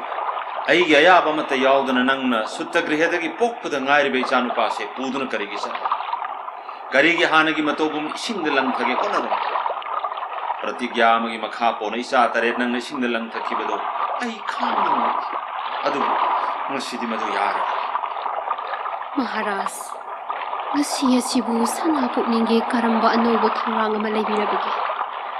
ꯌꯥꯝꯅ ꯉꯛꯄ ꯊꯧꯑꯣꯡꯗ ꯁꯅꯥ ꯄꯨꯛꯅꯤꯡ ꯇꯍꯥꯅ ꯅꯅꯥꯏ ꯑꯩꯕꯨ ꯇꯥꯟꯅꯕꯤꯔꯛꯂꯒ ꯍꯧꯖꯤꯛ ꯄꯤꯕꯤꯈꯤꯕ ꯁꯅꯥ ꯌꯥꯊꯪ ꯑꯗꯨꯕꯨ... ꯑꯆꯨꯝꯕꯅꯤ, ꯑꯩꯒꯤ ꯑꯅꯧꯕ ꯊꯧꯔꯥꯡꯅꯤ. ꯑꯩꯒꯤ ꯆꯟꯗ꯭ꯔ ꯕꯪꯁꯕꯨ ꯀꯟꯅꯅꯕ ꯑꯅꯧꯕ ꯈꯣꯡꯊꯥꯡ ꯂꯧꯔꯛꯄ. ꯍꯣꯁꯇꯤꯅꯥ ꯕꯤꯖꯌꯥ ꯄꯨꯝꯕꯅ ꯅꯪꯕꯨ ꯀꯔꯤ ꯍꯥꯏꯅꯤ? ꯃꯗꯨ ꯈꯪꯂꯝꯂꯣꯏ, ꯇꯥꯔꯝꯂꯣꯏ ꯅꯪ. ꯃꯍꯥꯔꯥꯖ, ꯖꯒꯠ ꯁꯪꯁꯥꯔꯗ ꯈꯣꯡꯗꯥꯔꯛꯄꯗ ꯉꯥꯏꯔꯤꯕ ꯃꯆꯥꯅꯤꯄꯥ 8ꯄꯨ ꯃꯃꯥ ꯑꯣꯏꯕꯒꯤ ꯃꯆꯥ ꯅꯨꯡꯁꯤꯕ ꯋꯥꯈꯜ ꯑꯗꯣ ꯃꯔꯤꯛ ꯑꯃꯠꯇ ꯌꯥꯎꯗꯅ ꯃꯈꯨꯠꯃꯛꯅ ꯀꯜꯂꯕ ꯏꯆꯦꯜ ꯏꯔꯩꯗ ꯊꯥꯗꯗꯨꯅ ꯃꯥꯡꯍꯟꯕ ꯉꯝꯕꯤ. ꯃꯍꯥꯛ ꯑꯗꯣ ꯍꯤꯡꯆꯥ. ꯖꯒꯠ ꯁꯪꯁꯥꯔꯗ ꯃꯥꯒꯨꯝꯕ ꯃꯃꯥ ꯂꯩꯔꯣꯏ ꯍꯥꯏꯅꯔꯤ. ꯅꯅꯥꯏꯕꯨ ꯉꯥꯛꯄꯤꯒꯅꯤ ꯃꯍꯥꯔꯥꯖ. ꯅꯅꯥꯏꯅ ꯁꯅꯥ ꯆꯣꯔꯣꯟ ꯁꯦꯕꯥ ꯐꯪꯖꯈꯤꯕ ꯑꯃꯗꯤ ꯍꯁꯇꯤꯅꯥꯒꯤ ꯃꯍꯥꯔꯥꯅꯤ ꯑꯣꯏꯅ ꯂꯩꯖꯈꯤꯕꯁꯦ ꯍꯁꯇꯤꯅꯥ ꯄ꯭ꯔꯖꯥꯒꯤ ꯋꯥꯈꯜ ꯃꯇꯨꯡ ꯏꯟꯅ ꯆꯠꯊꯖꯈꯤꯕ ꯈꯣꯡꯊꯥꯡ ꯅꯠꯇꯦ. ꯃꯍꯥꯔꯥꯖ ꯏꯄꯨ ꯏꯅꯥꯏꯅ ꯊꯝꯅꯈꯤꯕ ꯄ꯭ꯔꯇꯤꯒ꯭ꯌꯥ ꯑꯃꯒꯤ ꯃꯇꯨꯡ ꯏꯟꯅ ꯅꯅꯥꯏꯅ ꯁꯅꯥ ꯆꯣꯔꯣꯟ ꯁꯦꯕꯥ ꯐꯪꯖꯈꯤꯕꯅꯤ. ꯃꯍꯥꯔꯥꯖ, ꯁꯅꯥ ꯌꯥꯊꯪꯅ ꯊꯝꯕꯤꯈꯤꯕ ꯄ꯭ꯔꯇꯤꯒ꯭ꯌꯥ ꯑꯗꯨꯕꯨ ꯀꯥꯎꯕꯤꯔꯕ꯭ꯔꯥ? ꯅꯤꯡꯁꯤꯡꯉꯤ. ꯅꯪꯒ ꯑꯩꯒ ꯑꯍꯥꯟꯕ ꯎꯅꯕ ꯅꯨꯃꯤꯠ ꯑꯗꯨꯃꯛꯇꯗ ꯅꯪꯅ ꯍꯣꯁꯇꯤꯅꯥ ꯀꯣꯅꯨꯡ ꯌꯧꯔꯛꯇ꯭ꯔꯤꯉꯩꯗ ꯑꯩꯅ ꯅꯪꯉꯣꯟꯗ ꯊꯝꯈꯤꯕ ꯁꯩꯇ꯭ꯌ ꯑꯗꯨ ꯑꯩ ꯀꯥꯎꯕꯅꯤ. ꯅꯪꯅ ꯆꯠꯊꯔꯛꯄ ꯊꯕꯛ ꯊꯧꯔꯝ ꯈꯨꯗꯤꯡꯗ ꯑꯩꯅ ꯑꯌꯦꯠꯄ ꯄꯤꯗꯕ ꯍꯥꯏꯕꯗꯣ ꯑꯩ ꯀꯥꯎꯗꯦ. ꯃꯗꯨ ꯐꯅ ꯑꯣꯏꯗꯨꯅꯁꯨ ꯉꯁꯤꯗꯤ ꯅꯪꯒꯤ ꯅꯐꯝꯗ ꯑꯅꯧꯕ ꯋꯥꯐꯝ ꯑꯃ ꯊꯝꯂꯒ ꯅꯪ ꯁꯥꯟꯇꯅꯨꯒꯤ ꯃꯍꯥꯔꯥꯅꯤ. ꯃꯍꯥꯔꯥꯅꯤ ꯑꯃ ꯑꯣꯏꯅ ꯅꯪꯕꯨ ꯉꯥꯛ ꯁꯦꯜꯂꯤꯕ ꯅꯤꯡꯊꯧꯒꯤ ꯌꯥꯊꯪ ꯅꯍꯥꯛ ꯁꯣꯏꯗꯅ ꯏꯟꯒꯗꯕꯅꯤ. ꯇꯥꯛꯄꯤꯔꯤꯕ ꯁꯅꯥ ꯌꯥꯊꯪ ꯑꯁꯤꯕꯨ ꯃꯍꯥꯔꯥꯖ... ꯃꯍꯥꯔꯥꯅꯤ ꯑꯃ ꯑꯣꯏꯅ ꯍꯤꯔꯝ ꯈꯨꯗꯤꯡꯗ ꯅꯅꯤꯡ ꯇꯝꯕ ꯍꯥꯏꯕꯗꯨ ꯑꯩꯅ ꯊꯝꯃꯤ. ꯍꯣꯁꯇꯤꯅꯥ ꯕꯤꯖꯌꯥ ꯑꯁꯤꯇꯗ ꯅꯠꯇꯦ, ꯚꯥꯔꯠ ꯚꯨꯃꯤꯒꯤ ꯀꯔꯝꯕ ꯃꯐꯝꯗ ꯅꯪꯅ ꯀꯔꯤ ꯄꯥꯡꯊꯣꯛꯄ ꯄꯥꯝꯃꯤ ꯃꯗꯨ ꯐꯥꯎꯕꯗ ꯅꯪꯒꯤ ꯅꯅꯤꯡ ꯇꯝꯕ ꯐꯪꯍꯟꯒꯅꯤ. ꯑꯗꯨꯃꯛ ꯃꯥꯡꯗ ꯊꯣꯛꯈꯤꯕ ꯊꯧꯑꯣꯡ ꯑꯗꯨꯒꯨꯝꯅ ꯏꯆꯥꯅꯨꯄꯥ 8ꯃꯛꯄꯨ ꯀꯜꯂꯕ ꯏꯆꯦꯜ ꯏꯔꯩꯗ ꯂꯪꯊꯗꯨꯅ ꯃꯥꯡꯍꯟꯈꯤꯕ ꯊꯧꯑꯣꯡ ꯑꯗꯣ 9 ꯁꯨꯕ ꯏꯆꯥꯅꯨꯄꯥ ꯑꯁꯤꯗ ꯑꯣꯏꯍꯟꯕ ꯌꯥꯔꯣꯏ ꯃꯍꯥꯔꯥꯅꯤ. ꯃꯍꯥꯔꯥꯖ, ꯅꯅꯥꯏꯅ ꯆꯠꯊꯖꯕ ꯊꯧꯔꯝꯗ ꯑꯄꯟꯕ ꯄꯤꯕꯤꯔꯕꯅꯤꯅ ꯃꯇꯝ ꯑꯃꯗ ꯊꯝꯕꯤꯈꯤꯕ ꯄ꯭ꯔꯇꯤꯒ꯭ꯌꯥ ꯃꯇꯨꯡ ꯏꯟꯅ ꯉꯁꯤꯗꯤ ꯃꯍꯥꯔꯥꯖ ꯁꯅꯥ ꯆꯣꯔꯣꯟ ꯊꯥꯗꯣꯛꯆꯕ ꯍꯥꯏꯕꯁꯤ ꯁꯅꯥ ꯄꯨꯛꯅꯤꯡꯅ ꯌꯥꯕꯤꯔꯕ꯭ꯔꯥ? ꯖꯒꯠ ꯑꯁꯤꯗ ꯈꯣꯡꯗꯥꯖꯔꯛꯄꯗ ꯉꯥꯏꯔꯤꯕ ꯆꯪꯈꯣꯜꯂꯕ ꯏꯆꯥꯅꯨꯄꯥ ꯑꯁꯤꯒ ꯃꯄꯥ ꯑꯣꯏꯕ ꯑꯩꯒ ꯀꯥꯏꯅꯒꯗꯕꯒꯤ ꯁꯔꯨꯛꯄꯨꯗꯤ Masabuni nung si Kandrabi damthirabi nang kainabana sarup sa amehena. Maharaj. Yoksabi kaya na miku puding senaduna. Hostina Vijayabasi punamaki mitki mani oigada baisa si bumanghan bagi mahutta. Nangaiga kaina bahai base. Aigi are pawakal. Sanaya thangadutani nanay na ngaijaba. Maharaj sanaya thangna ayaba pibirabanina. Hastina thadokutuna nanay chatsarage. Nang na Hostina thadokutuna chatkiba aina panba mata piru. Adu aigang sa putra dudi pukhiba yar. Kadai aingonda piru. Thauganay. Nakoy pumnamak handokro. Sana soronda gupta katha amatang hangatcharamga. Nakoi pumnamak handokro. Maharaj. Matam asu kuina lotuna thamjarapa wafam amadi. Ngasi kainaramdai mikupta hangatcharamgi. Hayo Maharani. Matam asu kuibase nanay Maharani aigi parichoy Maharaj da lotuna thamjarakpani. Maharaj. Nanay Maharani aihakse kanano haibado ngasidi sana pukning na mayek sengna khangbiro. Aihak ase atay kanana tsadi. Bumi kuding sin thongna lairibi aitagi ipan tangzaduna asat-satta pumnamaki hinjana pampambay oiribi. Bhaigavati Ganga Kaubi Devi ado Bhaigavati ay Ganga. magni Maharaj. Kari. Jagat Dhatri, Jagat Mata he Ganga Maya. Jagat Sangsar da miyoibana laitringaidagi khongdaraglabi.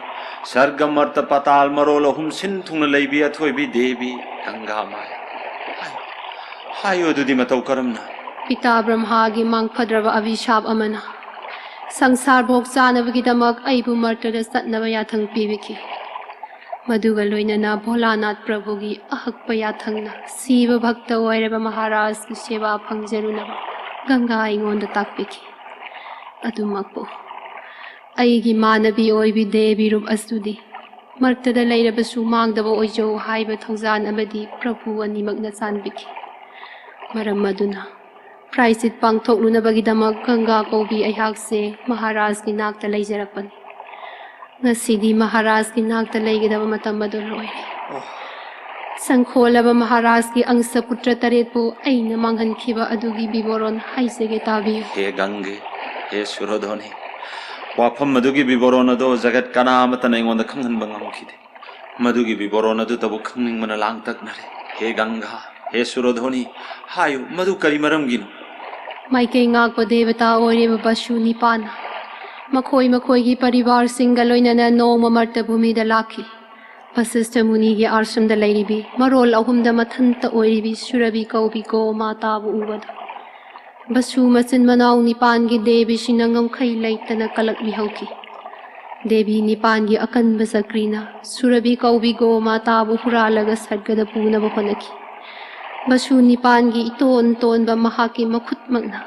Surabi ki ngaksham da thauri thuduna makut magna thauri singduna purami. Asum marangi bichara mata thamdana. Sarga ki devata oiba singnabu miyoiba ki pratibhagum. Devi singadu ki apamba yengana khutha. Deva Sakti oiraba. Siddhi pumnamak vises oiraba Vasistha Munina. Mashanik na shaukiduna. Sarga ki devata oiraba Basu nipan makta. Mangpadraba abhishap piki. Makoy loinamak manob jibon oina mapok ama martada poknaba abhishap piki. Surabi ki ngakshamda thauri thuduna makut na paiduna singluba Basu atonba mangonda hena akanba abhishap thangki. Angakpare. Hayo Surodhoni. Adugi makhada kari oikiba. Brahma Deva ki abhishap ki praisit pangthoknaba hotnariba Ganga aingonda Basu nipan. Makoy na manob jibon oibajaba matamda Ganga aigi isa oijage haina nizaki. Aina sumadu pumnamak pigani haina pratigya thangki. Adugumba pratigya do pangthoktuna. Basu nipana oirakpa nasa ibungo taretpo Ganga aina manghankibani. Madugi maramdi. Mikup kharadangi oina mi oina po u haibase mayamba Basu taretta ni devana abhishap piraga. Manau iton ba mahakuna matang kuina sangna martada khongdanaba Vasistha Munina takpiki. Maram maduna nasaibungo simadi manghanba yadre Maharaj. Adudi hayo he Gange. Bosuni pangi ton ba devata mahag nang asidi. Chandrabangsa sida aigi cha oirare. Haujik na isa ton ba sigi bidhata di kari oibada tara. Nasaibungo simadi Maharaj ki seva taugan. ꯑꯃꯗꯤ ꯆꯟꯗ꯭ꯔꯕꯪꯁ ꯑꯁꯤꯒꯤ ꯂꯨꯆꯤꯡ ꯄꯨꯔꯦꯟ ꯑꯣꯏꯗꯨꯅ ꯖꯒꯠꯅ ꯐꯪꯉꯝꯗ꯭ꯔꯕ ꯃꯤꯁꯠ ꯀꯌꯥ ꯐꯪꯒꯅꯤ꯫ ꯇꯧꯕꯇꯗꯤ ꯅꯆꯥ ꯏꯕꯨꯡꯉꯣ ꯑꯁꯤ ꯆꯍꯤ 13 ꯁꯨꯗ꯭ꯔꯤꯉꯩ ꯐꯥꯎꯕ ꯃꯃꯥ ꯑꯣꯏꯕꯤ ꯑꯩꯍꯥꯛꯀ ꯁꯔꯒꯗ ꯂꯩꯃꯤꯟꯅꯖꯔꯨꯒꯦ꯫ ꯃꯍꯥꯔꯥꯖꯅ ꯑꯌꯥꯕ ꯄꯤꯕꯤꯌꯨ꯫ ꯅꯠꯇꯦ ꯍꯦꯃꯟꯗꯥꯀꯤꯅꯤ ꯏꯆꯥꯅ ꯁꯟ ꯁꯥꯅ ꯆꯠꯂꯛꯄ ꯃꯇꯝꯒꯤ ꯅꯨꯡꯁꯤꯕ ꯃꯈꯣꯡ ꯊꯥꯡꯕ ꯍꯩꯕꯣꯏ ꯍꯩꯇꯕꯣꯏ ꯈꯣꯡꯀꯥꯞ ꯇꯝꯕ ꯍꯧꯖꯔꯛꯄ ꯃꯤꯔꯣꯜ ꯉꯥꯡꯕ ꯇꯝꯕ ꯍꯧꯔꯛꯄꯒꯤ ꯄꯨꯛꯅꯤꯡ ꯁꯨꯝꯍꯠꯂꯕ ꯁꯛꯇꯝ ꯃꯗꯨ ꯄꯨꯝꯅꯃꯛ ꯑꯗꯨꯕꯨ ꯑꯩꯅ ꯎꯕ ꯐꯪꯗꯕ ꯍꯥꯏꯕꯗꯨ ꯍꯥꯏꯒꯅꯨ ꯒꯪꯒꯦ꯫ ꯇꯞꯊꯕꯤꯌꯨ ꯃꯍꯥꯔꯥꯖ꯫ ꯃꯃꯥ ꯑꯣꯏꯕꯤꯒ ꯃꯆꯥ ꯑꯣꯏꯕꯤꯒ ꯁꯦꯟꯅ ꯈꯥꯏꯅꯕ ꯌꯥꯕ ꯃꯇꯝ ꯍꯥꯏꯕꯗꯨꯗꯤ ꯁꯅꯥ ꯄꯨꯛꯅꯤꯡꯗ ꯈꯟꯕꯤꯗꯕ꯭ꯔꯥ?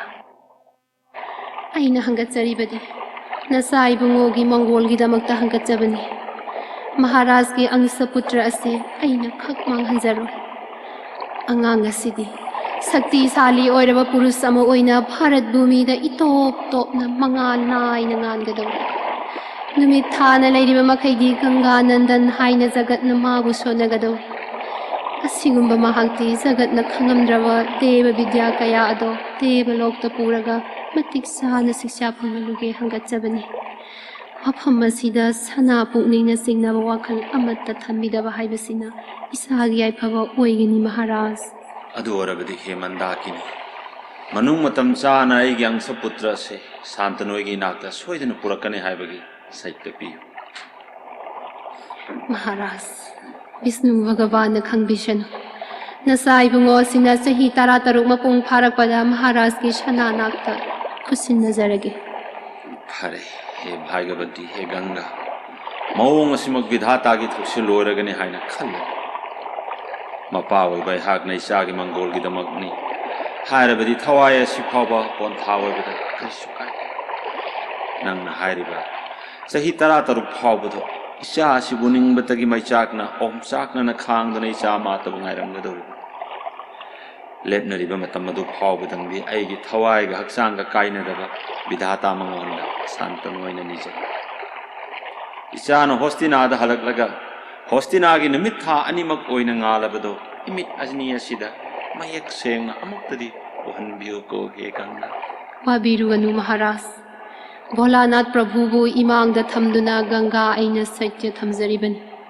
ꯍꯥꯏꯖꯔꯤꯕ ꯃꯇꯝ ꯑꯁꯤ ꯆꯞ ꯆꯥꯅ ꯏꯆꯥ ꯏꯕꯨꯡꯉꯣ ꯄꯨꯖꯔꯛꯀꯦ꯫ ꯍꯧꯖꯤꯛꯇꯤ ꯁꯅꯥ ꯄꯨꯛꯅꯤꯡ ꯅꯨꯡꯉꯥꯏꯅ ꯏꯃꯥ ꯏꯆꯥꯕꯨ ꯕꯤꯗꯥꯏ ꯌꯥꯊꯪ ꯄꯤꯅꯕꯤꯔꯣ꯫ ꯁꯥꯟꯇꯅꯣꯏꯒꯤ ꯁꯤꯡꯍꯥꯁꯣꯟꯗ ꯑꯣꯏꯒꯤ ꯂꯩꯇꯦꯡ ꯑꯣꯏꯔꯝꯂꯦ ꯑꯩꯅ ꯅꯪꯕꯨ ꯈꯥꯝꯂꯨꯕ ꯌꯥꯔꯔꯣꯏ ꯄꯤꯔꯒꯅꯤ ꯕꯤꯗꯥ ꯌꯥꯊꯪ꯫ ꯅꯪꯒꯤꯗꯤ ꯄ꯭ꯔꯇꯤꯒ꯭ꯌꯥ ꯉꯥꯛꯈ꯭ꯔꯦ ꯄ꯭ꯔꯥꯏꯆꯤꯠ ꯂꯣꯏꯈ꯭ꯔꯦ ꯑꯗꯨꯕꯨ ꯁꯥꯟꯇꯅꯨ ꯑꯩꯍꯥꯛꯇꯤ ꯄ꯭ꯔꯂꯣꯏꯒꯤ ꯃꯩꯆꯥꯛ ꯐꯪꯍꯧꯔꯦ ꯍꯥꯏ ꯑꯩꯒꯤ ꯄꯨꯟꯁꯤꯅ ꯅꯪꯕꯨ ꯐꯪꯕ ꯍꯥꯏꯕꯁꯦ ꯑꯣꯏꯔꯔꯣꯏꯀꯣ ꯒꯪꯒꯥ꯫ ꯃꯍꯥꯔꯥꯖ, ꯁꯅꯥ ꯄꯨꯛꯅꯤꯡꯗ ꯐꯪꯕꯤꯔꯤꯕ ꯑꯅꯨꯇꯥꯞ ꯑꯗꯨꯃꯛ ꯒꯪꯒꯥ ꯑꯩꯒꯤ ꯏꯐꯝꯗꯁꯨ ꯑꯣꯏꯖꯔꯤ ꯍꯥꯏꯕꯁꯦ ꯈꯪꯕꯤꯌꯨ꯫ ꯊꯃꯣꯏ ꯑꯅꯤꯒꯤ ꯃꯩꯆꯥꯛ ꯑꯅꯤ ꯑꯁꯤꯃꯛ ꯀꯣꯛꯅꯕ ꯃꯇꯝ ꯑꯃꯗ ꯁꯤꯟꯖꯔꯛꯀꯦ ꯃꯍꯥꯔꯥꯖ꯫ ꯈꯣꯡꯐꯝ ꯑꯁꯤꯒꯤ ꯑꯣꯏꯅꯗꯤ ꯕꯤꯗꯥ ꯌꯥꯊꯪ ꯅꯤꯖꯔꯒꯦ꯫ ꯆꯠꯂꯣ ꯍꯦ ꯒꯪꯒꯥ꯫ ꯃꯍꯥꯔꯥꯖ,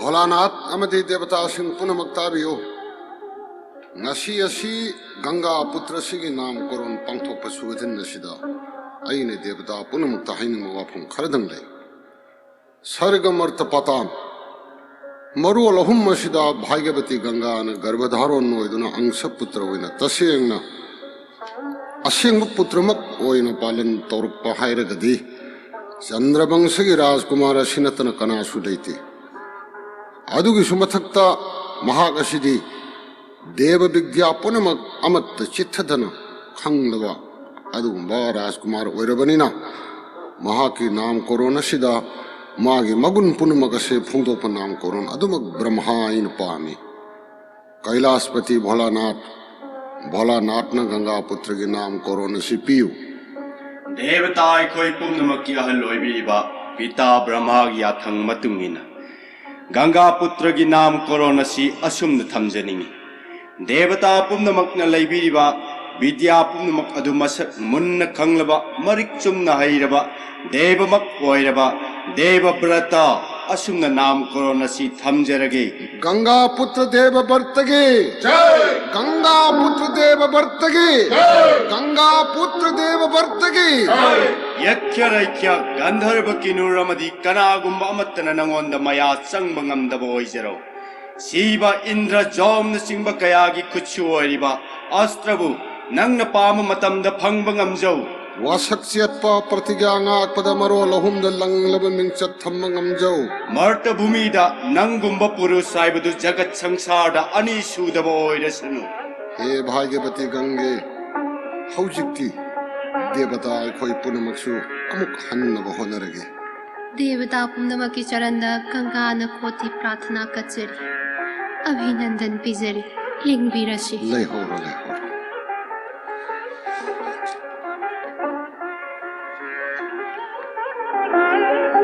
इमा ngashidi imagi choronda chana bhakti ga loinana wafam amatang hangjagi करीनो Devavrata सिंगदना इमादा हायो ima nachaigi angsa pita oiba mahak adugu kanano devalokta leibra martada leibra nachada takpi aigi iral kari leibadagi pitrideva mahak nachabu lokshin bidribano pitridevagi choronda iran leiraba deva vatta oirabadi iran adu kokpiduna nachabu lokhatpiu haina pitridevagi choron konduna changjirugene ima Imangi Devavrata ima तब थको इमा वा हाइगे takpiu ima पुकनिंग लौसिंग लाकपदगी हौना अंगस पितागी मसक उबा फंगजदबा मसा हाइबदो थोइदोकना थमोय काइनिंगाय अमने नंगी अंगस पिताना नंगु इंथोपा वारोबा करी अमता लैते नंगु पोकपा अंगस पिता महाग अदो मर्तलोकी तोमथिन nganba naresh amani martaloki tomthinan manaresh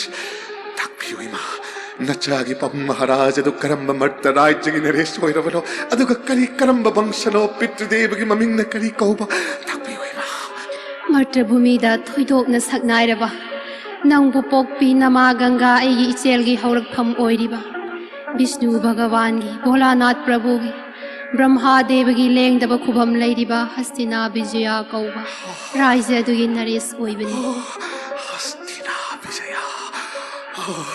hastina vijaya ima devdas singna hainabadi imana takpiriba hastina vijayagi raj bhavan amadi raj darbar adudi indradevagi amravati dagi karisu hanthadi haina hainaim Devavrata देवता सिंह हाइनरिबा अदुमक अचुंबनी नपाबुंग महाराज की पुकई लनगई अदो यक्षराज की पुकई दगी करीशु हंथब नते भारत भूमि की शक्तिशाली ओइरबा नरेश पुमनमक नपाबुंग शांतनु महाराज की पांबो मखा थान लैब ngaktन वेद हैबदा शास्त्र खंगबदा ब्रह्मादेव मक चप मानरबा भगवान की अंशअवतार ओइरिबा अथोइबा महाऋषि सिंह यज्ञ मखल कया पांगथोक्तुना फंगमद्रबा पुण्यवान फंगलिबा नपाबुंग महाराज ने करीगुंबा मतमदा देवता सिंह नपाबुंग महाराज की सभादा चलगा मियोइबना फंगमद्रबा दान कया लौनरिबनिने Devavrata ima matik maguna saggagum wanglaba papang maharaj ki sana choron na duguna chana karam nimitta pangjaba ngamgadagi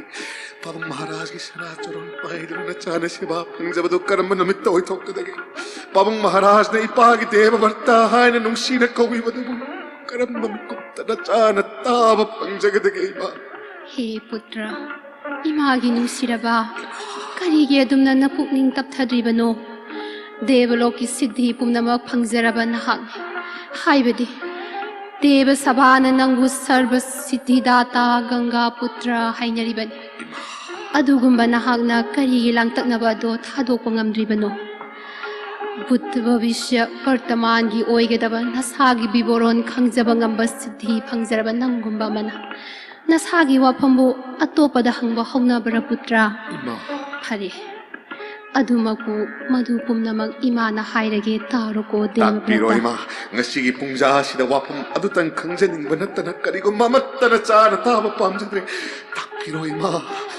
Imangi हौख्रबा मतमदा करीगुंबा थौरम अमगी मतुंग इना गंगा कौबी अहाकसु प्रायचित अमा पांगथोकपा ताखी अदुना मरम ओइरगा इमाना नंगु हेक भूमिस्था ओइबगा पाबुंग महाराज का अइगा लापथोकना ताखी ꯃꯇꯝ ꯃꯗꯨꯗ ꯏꯃꯥꯅ ꯈꯟꯈꯤ ꯖꯒꯠꯀꯤ ꯃꯤꯑꯣꯏꯕꯅ ꯐꯪꯉꯝꯗ꯭ꯔꯕ ꯗꯦꯕ ꯕꯤꯗ꯭ꯌꯥ ꯀꯌꯥ ꯏꯃꯥꯅ ꯅꯪꯕꯨ ꯍꯩꯍꯟꯒꯦ ꯈꯟꯈꯤ ꯅꯄꯥꯕꯨꯡ ꯃꯍꯥꯔꯥꯖꯗ ꯑꯩꯅ ꯃꯌꯦꯛ ꯁꯦꯡꯅ ꯍꯪꯒꯠꯆꯔꯒ ꯅꯪ ꯆꯍꯤ 13 ꯃꯄꯨꯡ ꯐꯥꯔꯛꯄ ꯐꯥꯎꯕꯗ ꯗꯦꯕꯂꯣꯛꯇ ꯊꯝꯂꯨꯒꯦ ꯍꯥꯏꯖꯈꯤ ꯃꯗꯨ ꯄꯨꯝꯅꯃꯛ ꯅꯪꯒꯤ ꯃꯪꯒꯣꯜ ꯑꯣꯏꯅꯕꯒꯤꯗꯃꯛꯇꯅꯤ ꯍꯥꯏꯕ ꯊꯥꯖꯕ ꯑꯃꯒꯤ ꯃꯇꯨꯡ ꯏꯟꯅ ꯏꯃꯥꯒꯤ ꯅꯥꯛꯇ ꯂꯩꯕ ꯍꯥꯏꯕꯁꯦ ꯅꯄꯥꯕꯨꯡꯅ ꯌꯥꯕꯤꯈꯤ ꯍꯧꯖꯤꯛꯇꯤ ꯃꯇꯝ ꯑꯗꯣ ꯆꯞ ꯆꯥꯅ ꯑꯣꯏꯔꯕꯅꯤꯅ ꯏꯃꯥꯒ ꯅꯪꯅ ꯁꯣꯏꯗꯅ ꯃꯔꯇ꯭ꯔꯚꯨꯃꯤꯗ ꯆꯠꯂꯒꯗꯕꯅꯤ ꯏꯃꯥ ꯉꯁꯤꯗꯤ ꯅꯆꯥꯒꯤ ꯄꯨꯛꯅꯤꯡ ꯑꯁꯤ ꯅꯨꯡꯉꯥꯏꯕꯒꯤ ꯉꯝꯈꯩ ꯂꯩꯖꯗ꯭ꯔꯦ ꯄꯥꯕꯨꯡ ꯃꯍꯥꯔꯥꯖꯒꯤ ꯆꯣꯔꯣꯟ ꯐꯪꯖꯔꯒꯗꯤ ꯈꯟꯖꯕꯗ ꯐꯪꯉꯝꯗ꯭ꯔꯕ ꯄꯦꯟꯕ ꯅꯆꯥꯒꯤ ꯊꯃꯣꯏꯅ ꯐꯪꯖꯔꯦ